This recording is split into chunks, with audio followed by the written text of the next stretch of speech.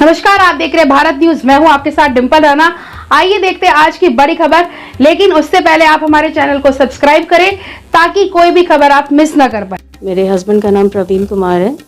वो Abu Dhabi में job करते थे पहले। अभी पिछले 6 साल से किधर जॉब कर रहे हैं, कहाँ रह रहे हैं, मुझे उनके कुछ वेयर अबाउट्स का मालूम नहीं है।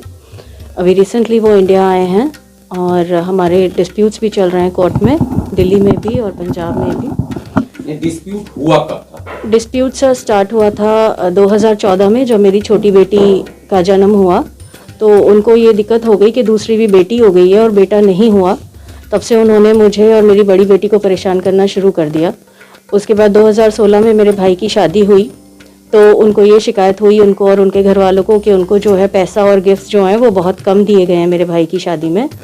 तो उन्होंने, मेरी सास ने मेरे हस्बैंड को जो भड़काना शुरू कर दिया कि तेरी तो 2 बेटियां ही हैं, इसको इसकी माँ के घर छोड़ के आ, वो पालेगी इसकी लड़कियां और इसको भी। तो मेरे हस्बैंड ने उनकी बातों में आकर हम लोगों से अलग रहना शुरू कर दिया, घर में झगड़े शुरू कर दिए। बिल्कुल वो अलग ही रहते थे हमसे, हमारा उनसे कोई बातचीत नहीं होती थी, ना वो मेरा पर्टिकुलरली कोई खर्चा नहीं उठा रहे थे। बच्चों की स्कूल फीस दे रहे थे, जो कि भी उनके बैंक से, जहाँ वो जॉब कर रहे थे वहाँ से पार्शियली रीइंबर्स होता था। ऑर्डर पर या अपनी मर्जी से? सर तब तो हम अबू धाबी में थे। नहीं, बच्चों का फीस वगैरह जो भेजते थे इसके लिए कोर्ट का ऑर्डर था? नहीं सर, तब तक इतना डिस्प्यूट बढ़ा नहीं था हमारा, तो वो कर रहे थे।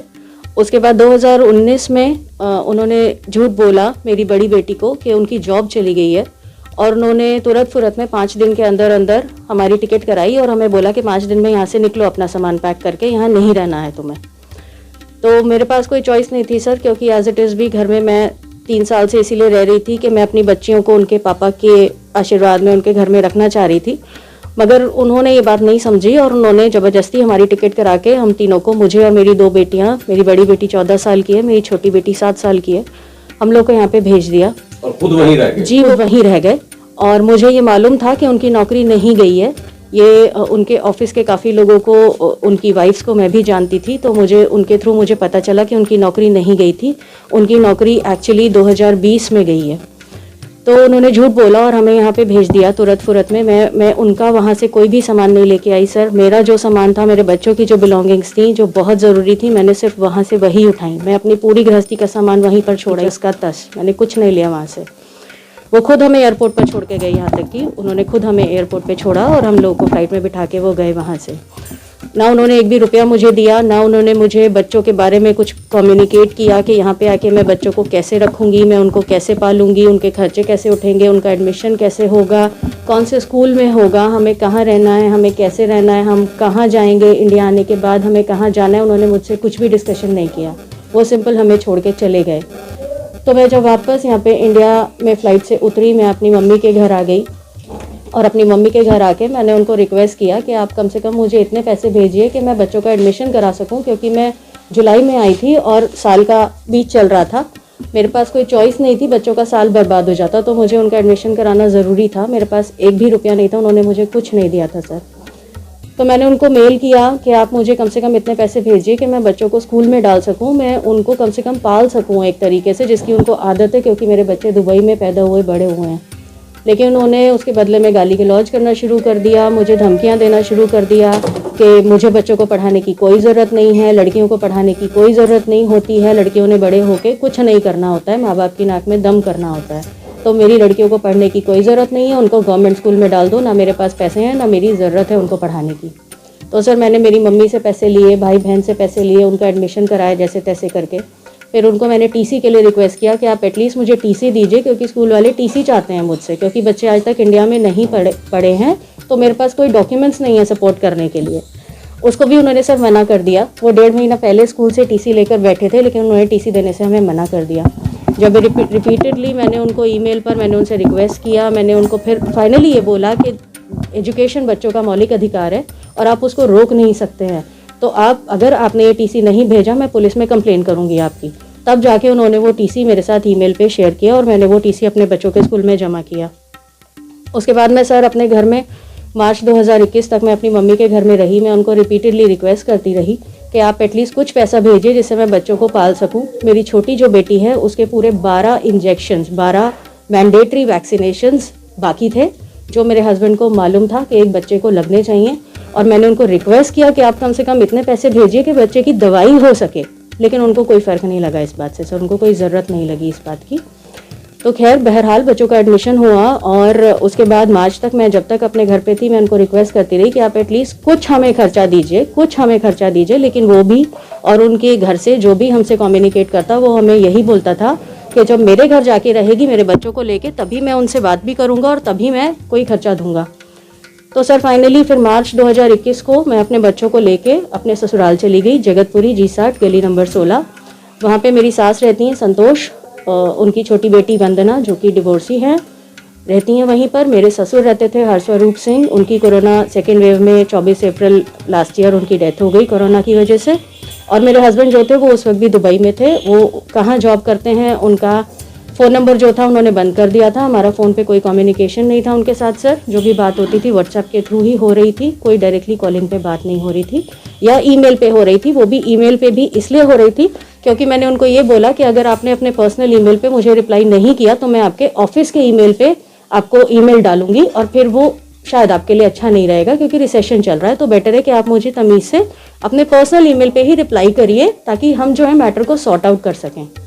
सर मेरे पास हमेशा ये चॉइस थी, मुझे काफ़ी लोगों ने बोला कि जाके कोर्ट में केस कर दो, CAW सेल में केस कर दो, जाके यहाँ कंप्लेन करो वहाँ करो। ना मेरे घर वालों ने सर मुझे कभी भड़काया, ना मैं कभी गई कोर्ट कचहरी करने के लिए, क्योंकि मैंने हमेशा यही सोचा कि मेरा घर बर्बाद हो जाएगा। मेरा हस्बैंड आज एक बात को नहीं समझ रहा है, अपने बच्चों को बेघर कर रहा है, मुझे सड़क पे छोड़ रहा है। कोई बात नहीं, वो जब आएगा हम बैठेंगे, हम बैठ के इन बातों का मसला हल कर लेंगे। मैं कभी कोर्ट नहीं गई सर। उसके बाद मार्च में जब मैं अपने ससुराल गई तो मेरे जो फादर इन लॉ हैं उनको कोरोना हो गया और अप्रैल में उनकी डेथ हो गई सेकेंड वेव में। मेरे हस्बैंड इंडिया नहीं आए उनकी डेथ में। जितना मुझसे और मेरे बच्चों से मेरे फादर इन लॉ की तरफ हमारी जो जिम्मेदारी बनती थी, मैंने भी, मेरी दोनों बेटियों ने भी, हमने वो पूरी करने की अपनी पूरी कोशिश की, जिसकी गवाही आपको मोहल्ले वाले भी दे सकते हैं।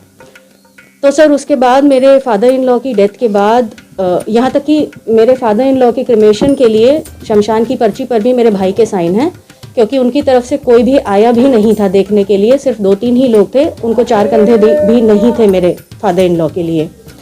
तो हमने सब कुछ किया, मैंने भी किया, मेरे घर वालों ने भी किया। उसके बावजूद भी मेरे फादर इन लॉ के जाते ही मेरे हस्बैंड ने, मेरी सास ने और मेरी ननद ने मुझे और मेरी बेटियों को परेशान करना शुरू कर दिया सर। उस घर में हम लोगों को खाने के लिए परेशान किया, हमारा पीने का पानी बंद कर दिया, क्योंकि पानी का फिल्टर जो है वो किचन के अंदर लगा हुआ है, उन्होंने किचन बंद कर दिया।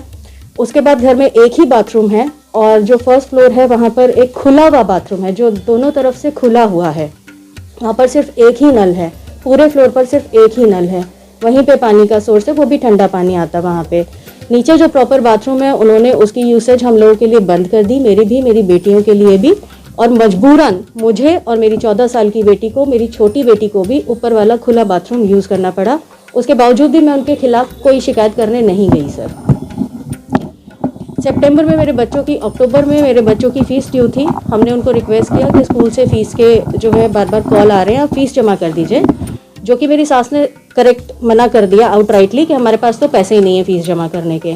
हमने ट्राई किया मेरे हस्बैंड को रीच आउट करने के लिए, मेरी बेटी उनको पूरा दिन कॉल करती रही, उन्होंने फ़ोन नहीं उठाया। मेरी बेटी ने उनको SMS भी किया जो आज भी मेरे पास है, उन्होंने उसका भी रिप्लाई आज तक नहीं किया। हमने उनको रिक्वेस्ट किया कि आप पैसे जमा कर दीजिए, उन्होंने स्ट्रेट मना कर दिया।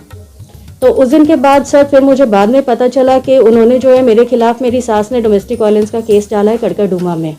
फिर भी मैं उस घर में एडजस्ट करने की कोशिश कर रही थी सर, जैसे भी हालात थे। किचन बंद कर दी उन्होंने, मैं अपने घर से, अपने मायके से गैस सिलेंडर, बर्तन लेके गई कि किसी भी तरह हमारा वहाँ पे गुजारा हो जाए, मुझे उस घर से ना निकलना पड़े, क्योंकि मेरे पास और कोई जगह नहीं है सर रहने के लिए। एक ये मेरी माँ का घर है, मेरी मम्मी रिटायर्ड है, वो कब तक हमें रख सकती हैं, ये कोई भी इंसान समझ सकता है। बहन बेटी को, उसके बच्चों को ज़िंदगी भर कोई नहीं रख सकता है।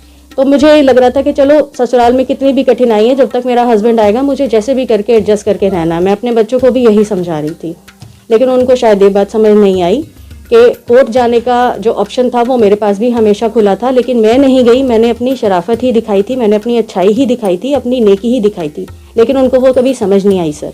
वो चली गई कोर्ट, उन्होंने मेरे ऊपर केस डाल दिया। खैर वो केसेस सब अभी चल रहे हैं।